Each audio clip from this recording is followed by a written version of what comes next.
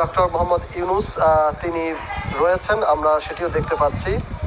বিভিন্ন আনুষ্ঠানিকতার মাধ্যমে তাকে বাংলাদেশের ঊর্ধ্বতন সরকারের যারা কর্মকর্তা রয়েছেন তারাও বরণ করে নিচ্ছেন, তাকে শুভেচ্ছায় সিক্ত করছেন।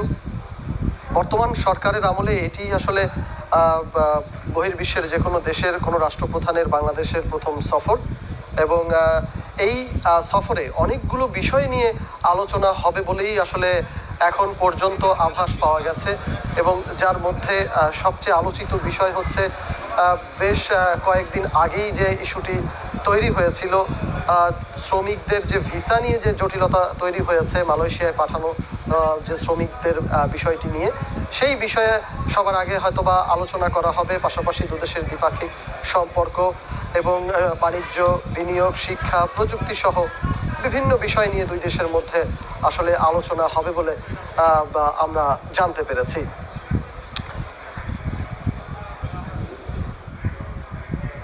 হযরত শাহজালাল আন্তর্জাতিক বিমানবন্দরে কিছুক্ষণ আগে এসে পৌঁছেছেন মালয়েশিয়ার প্রধানমন্ত্রী আনোয়ার ইব্রাহিম। তাকে বরণ করে নিয়েছেন বাংলাদেশ সরকারের প্রধান উপদেষ্টা ডক্টর মোহাম্মদ ইউনূস।